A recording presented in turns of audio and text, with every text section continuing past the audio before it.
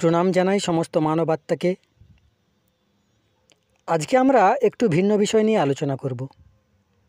আমাদের আজকের বিষয় সম্পর্কের সমস্যা থেকে মুক্তি লাভের উপায়।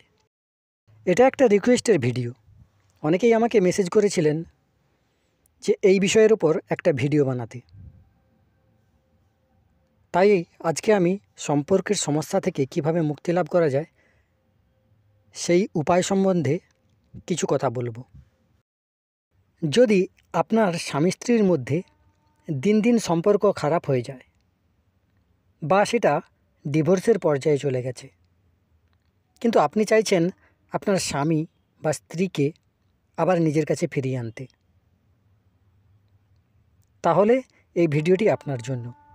অথবা যদি আপনার প্রেমিক বা প্রেমিকা আপনাকে ছেড়ে চলে গেছে, আপনি হয়তো তার জন্যে ডিপ্রেশনে চলে যাচ্ছেন, পরপর নিজেদের মধ্যে পরপর সম্পর্ক তিক্ত হয়ে যাচ্ছে, বা কোনো তৃতীয় ব্যক্তি আপনাদের সম্পর্কের মধ্যে প্রবেশ করেছে, তাহলেও এই ভিডিওটি আপনার জন্য। দেখুন, ক্রিয়া যদি সঠিক হয় এবং তার প্রয়োগ যদি ঠিকঠাকভাবে করতে পারা যায়, তাহলে কিন্তু কাজ হবেই। আর তা যদি না হয়, তাহলে কোনো ফলই হবে না। আবার অনেক সময় তন্ত্রোক্ত অনেক টোটকার ক্ষেত্রে কাজ হয়েও হয় না। কীরকম?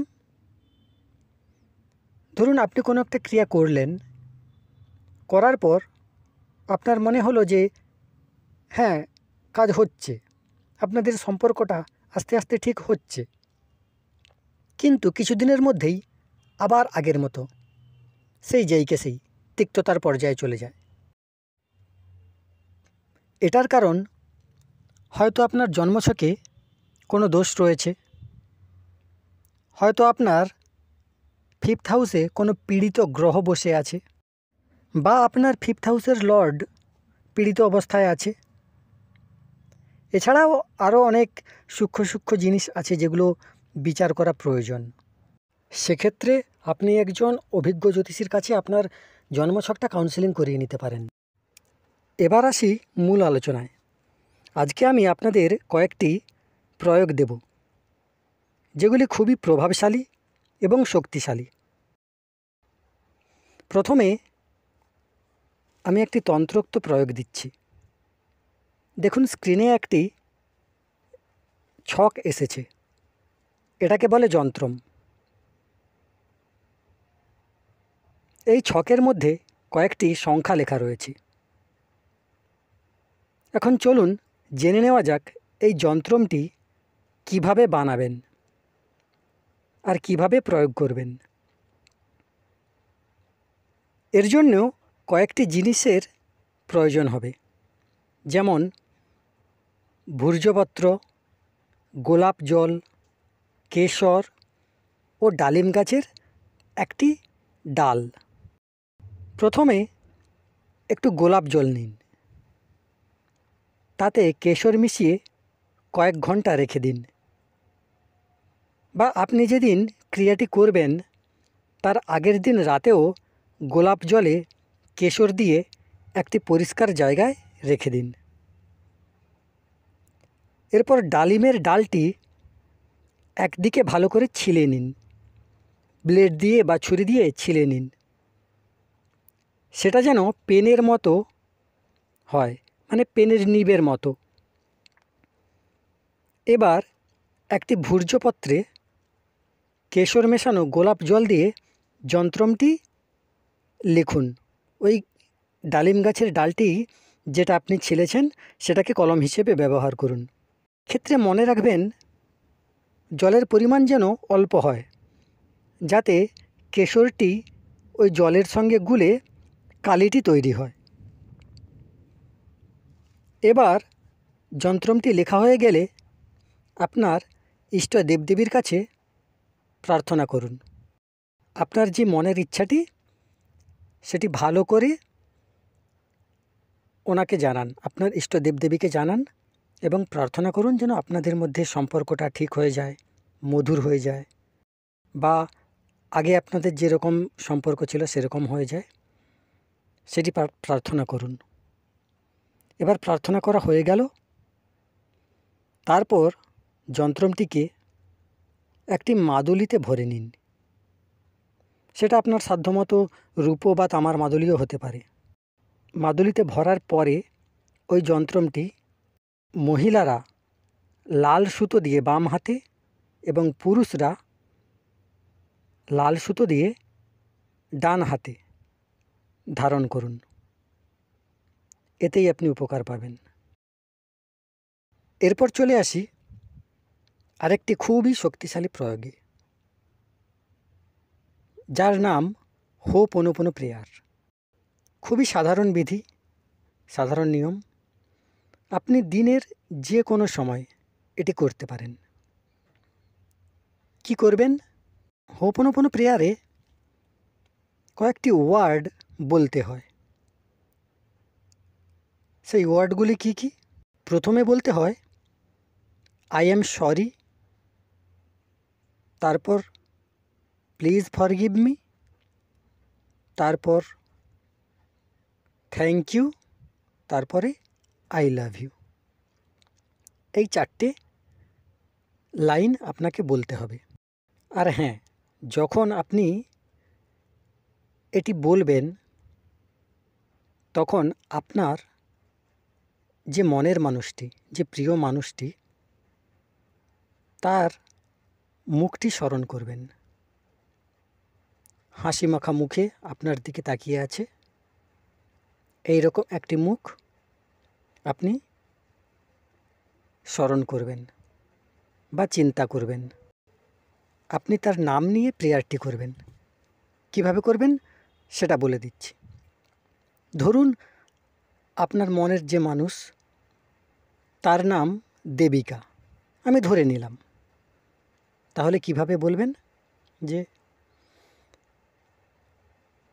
I am sorry Debika, please forgive me, thank you, I love you. I am sorry Debika, please forgive me, thank you, I love you. এইভাবে 5 থেকে 10 মিনিট আপনি এই প্রেয়ারটি করবেন। সেটা আপনি দিনের মধ্যে একাধিকবার করতে পারেন, সেক্ষেত্রে আরও ভালো হয়। তবে যদিও এর কোনো বিশেষ নিয়ম নেই, তবে আপনি যদি চান বা যদি রাতে ঘুমানোর সময়, ঘুমানোর আগে এটি করতে পারেন এবং ঘুম থেকে উঠে করতে পারেন, তাহলে খুবই ভালো হয়। আর যদি আপনাদের সম্পর্ক খুবই খারাপ হয়ে থাকে, তাহলে চেষ্টা করুন দিনে 4-5 বার এই প্রক্রিয়াটি করার জন্য। এটা কিন্তু খুবই শক্তিশালী, প্রভাবশালী এবং পরীক্ষিত একটি প্রেয়ার। এবার চলে আসি 3 নম্বর প্রয়োগে। এটি আপনাকে সারাদিনের মধ্যে একবারই করতে হবে এবং এটি করার সময় হলো রাতে ঘুমানোর আগে। আপনি সারাদিনের কাজকর্ম সেরে নিন, খাওয়া দাওয়া করে নিন, তারপর যখন রাতে ঘুমোতে যাচ্ছেন, বিছানার ওপর বসেই এই ক্রিয়াটি করবেন। কি করতে হবে? প্রথমে আপনি একটি ডায়েরি নিন এবং একটি পেন নিন। এবার ওই ডায়েরিতে আপনি আপনার মনের ইচ্ছেটা লিখুন। কিভাবে লিখবেন? যে আপনার যে মনের ইচ্ছেটা সেটা পূর্ণ হয়ে গেছে, এইভাবে লিখতে হবে। ধরুন আপনি আপনার প্রেমিক বা প্রেমিকাকে বা স্ত্রী বা স্বামীকে ফিরে পেতে চাইছেন, সে আপনার থেকে দূরে চলে গেছে, তাকে ফিরে পেতে চাইছেন। তাহলে আপনি লিখবেন যে থ্যাংক ইউ ইউনিভার্স, আমার স্ত্রী অমুক নাম আমার কাছে আবার ফিরে এসেছে। থ্যাংক ইউ ইউনিভার্স, আমার স্ত্রী আমার কাছে আবার ফিরে এসেছে। বা এটা লিখতে পারেন যে থ্যাংক ইউ ইউনিভার্স, আমার আর আমার স্ত্রী অমুকের সম্পর্কটা ঠিক হয়ে গেছে, মধুর হয়ে গেছে, এটাও লিখতে পারেন। বা এরকমভাবে আপনার যে সমস্যাটা সেটা সমাধান হয়ে গেছে সেটা লিখতে পারেন। বেশি বড় করবেন না, 1-2 লাইনের মধ্যে লিখবেন। এটি আপনাকে 11 বার লিখতে হবে পরপর। 11 বার লিখলেন,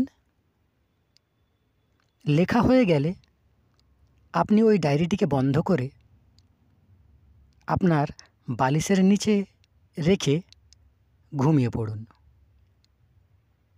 এরপর সকালবেলা উঠে আপনি কোনো একটা জায়গাতে ওই ডায়েরিটিকে রেখে দিন, যেই জায়গাতে অন্য কেউ ওটি দেখতে পাবে না বা খুলতে পারবে না। এরকম একটা জায়গাতে আপনাকে ডায়েরিটি রেখে দিতে হবে। তারপরের দিন আবার ঘুমানোর আগে ওই একই ক্রিয়া করবেন। এইভাবে পরপর 11 দিন আপনাকে করতে হবে। আর 11 বার লিখলেন, 11 দিন এটা করলেন। তাহলে ব্যাপারটা কীরকম দাঁড়ালো? আপনি ডায়েরিতে আপনার মনের ইচ্ছেটা 11 বার লিখলেন 11 দিন ধরে। এরপরে ডায়েরিটা কোনো একটি স্থানে রেখে দিন, যাতে করে অন্য কারোর চোখ না পড়ে বা অন্য কেউ খুলতে না পারে। এতেই আপনার কাজ হবে। আর হ্যাঁ, প্রতিদিন লেখার শেষে আপনি যদি ভিজুয়ালাইজ করতে পারেন বিষয়টা, মানে মনে মনে ভাবতে পারেন যে আপনার স্ত্রী, আপনার প্রেমিকা বা প্রেমিক বা যে মনের মানুষ আছে তিনি ফিরে এসেছেন, আপনার সঙ্গে আবার সম্পর্কটা আগের মতো ঠিক হয়ে গেছে, আপনারা দুজনে একসঙ্গে ভালো সময় কাটাচ্ছেন, দুজনে খুশি হয়ে নিজেদের মধ্যে গল্পগুজব করছেন। এটা যদি 2-3 মিনিট ভিজুয়ালাইজ করতে পারেন তাহলে বিষয়টা আরও এফেক্টিভ হয়, আরও প্রভাবশালী হয়। এবার আসি 4 নম্বর প্রক্রিয়ায়। এটাকে বলে ওয়াটার টেকনিক। এই টেকনিকটি কিন্তু প্রচণ্ড শক্তিশালী তো বটেই, প্রচণ্ড জনপ্রিয়। আপনারা হয়তো আগেও এই নামটি শুনেছেন, ওয়াটার টেকনিক নামটি। যাই হোক, কীভাবে করবেন এটি? প্রথমে আপনাকে একটি গ্লাসে, সে যে কোনো ধরনের গ্লাস হতে পারে, স্টিল, পেতল বা এমনি কাচের, আপনি জল নিন, পানীয় জল, যেটা আপনি পান করতে পারবেন। এবার ওই জলের দিকে তাকিয়ে আপনি আপনার মনের ইচ্ছেটি বলবেন। মনের ইচ্ছেটি পূর্ণ হয়ে গেছে সেইভাবে বলবেন, যেভাবে ডায়েরিতে লিখেছিলেন। ধরুন আপনার প্রেমিকা বা প্রেমিক বা স্বামী স্ত্রী চলে গেছে আপনাকে ছেড়ে, আপনি বলবেন যে অমুক আমার স্ত্রী আবার আমার কাছে ফিরে এসেছে। ধরুন প্রিয়াঙ্কা আপনার স্ত্রী বা প্রেমিকার নাম, বলবেন প্রিয়াঙ্কা আবার আমার কাছে ফিরে এসেছে, আমাদের সম্পর্কটা আবার আগের মতো মধুর হয়ে গেছে। প্রিয়াঙ্কা আবার আমার কাছে ফিরে এসেছে, আমাদের সম্পর্কটা আবার আগের মতো মধুর হয়ে গেছে। এইটি আপনি 2 মিনিট বলুন জলের দিকে তাকিয়ে। তারপরে আপনি জলটি পান করে নিন। এক্ষেত্রেও আপনি যদি এটা করার পরে ভিজুয়ালাইজ করতে পারেন, মানে মনে মনে চিন্তা করতে পারেন যে সত্যি সত্যি আপনার প্রেমিকা চলে এসেছে, আপনাদের সম্পর্কটা আবার মধুর হয়ে গেছে, আপনারা ভালো সময় কাটাচ্ছেন, হাসি মুখে নিজেদের মধ্যে গল্পগুজব করছেন বা কোথাও একসঙ্গে নির্জনে দুজনার হাতটি ধরে ঘুরে বেড়াচ্ছেন। এগুলো যদি ভিজুয়ালাইজ করতে পারেন বা আগে যদি আপনাদের মধ্যে কোনো ভালো একটা সম্পর্ক থেকে থাকে বা কোনো মধুর স্মৃতি থেকে থাকে, সেগুলোও ভিজুয়ালাইজ করতে পারেন, তো আরও প্রভাবশালী হয় টেকনিকটি। তো এই ছিল আজকের 4টে খুবই শক্তিশালী প্রয়োগ। আপনারা করে দেখুন, নিশ্চয়ই ফল পাবেন।